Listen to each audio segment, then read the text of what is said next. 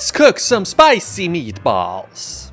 Take half an onion and dice them into small pieces as you can. Now, take the other half and make long pieces, which will be to our sauce.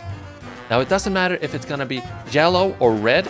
I prefer the yellow one, but if you want more sweetness, then I recommend the red onion. Prepare 6 garlic pieces, because these will be added for the good flavor. Now, grate the garlic and divide them into 2 bowls. Now, that's 3 pieces to each bowl.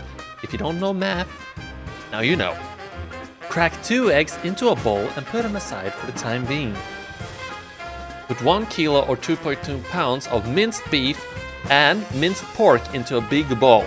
The reason I'm using this is because I like the mixture between the beef and the pork. You can use one or the other. Lamb works very well if you want to handle some lamb. Time to spice things up. 1 tablespoon parsley.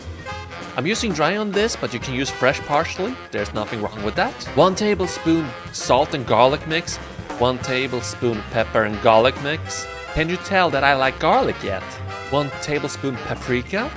Half a tablespoon chili powder. And if you're one of those people that don't like so much spiciness, I would recommend 1/4 of a tablespoon chili powder. You need to have some spiciness into it. Half a tablespoon of chili powder is more than enough for the spiciness, trust me.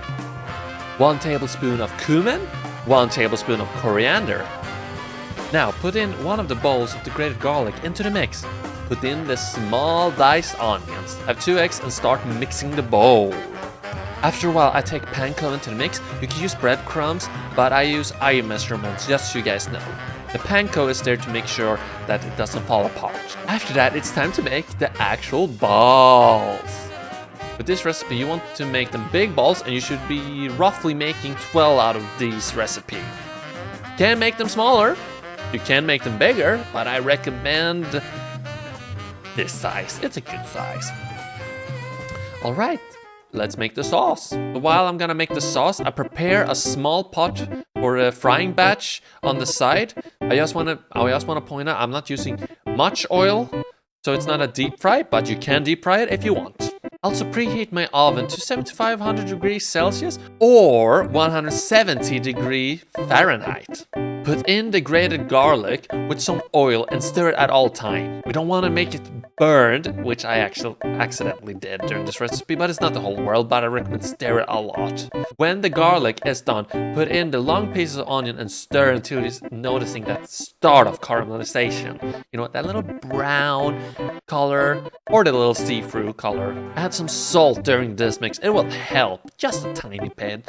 Once again, add roughly 1 kilo or 2.2 pounds of tomato sauce into the pot.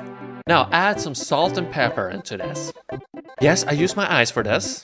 Add some oregano as well as basil, and once again, I'm using my eyes for the measurement.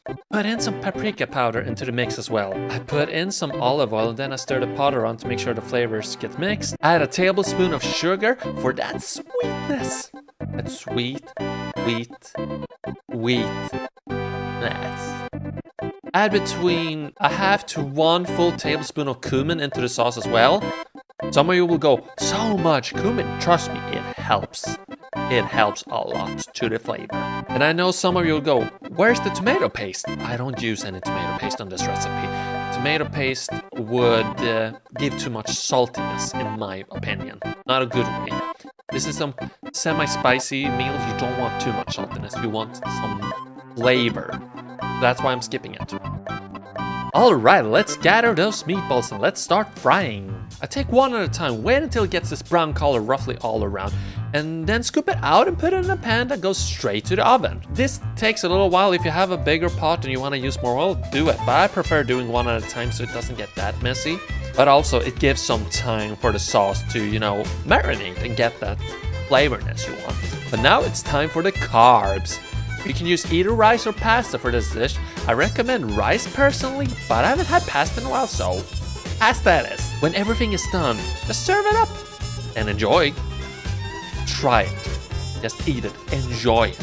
Spiciness, the flavorness. It's so good. You can even hear my live reaction on this one. Oh, yeah, that's good.